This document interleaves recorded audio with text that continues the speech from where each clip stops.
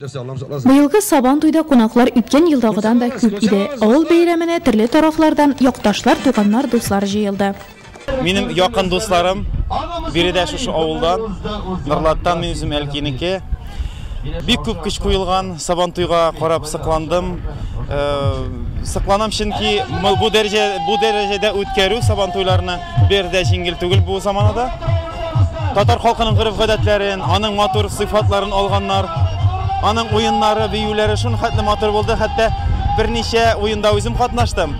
Чыгып җырладым да рәхәтләнеп.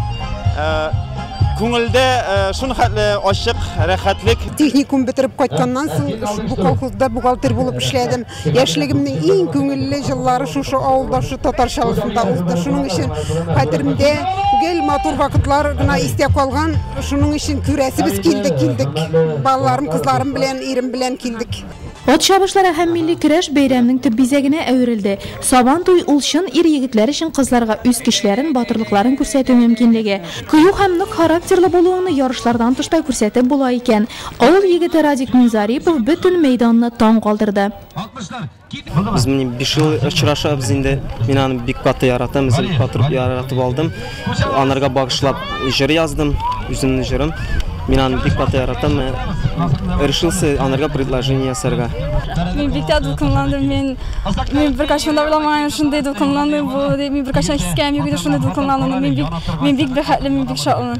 Мин аны бик тә яратам. Кояшлы матур көн, дәртле музыка, уеннар һәм мавыктыргыч чаралар, бүләкләр, шатлыклы елмаюлар, бер сүз белән әйткәндә бәйрәм искиткеч булды.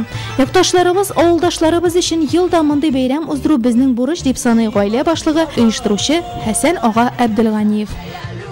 Күршемәднәр күрше. Ерактан кайтмаганда берничә шәһәр кайталар специаль. Менә бу безнең кичкәрә булган шул кадәр. Җыр яңгырап тора, музыка яңгырап тора, халык килеп тора, халык уйнап тора. Менә шул башланган эшне мин үземчә шуны әйтер идем. Башланган эшне ахырына кадәр бетермәсеннәр иде аның. Һәр елны шулай балалар мәдәтеп торам. Тотынган шигезне юлда калдырмагыз.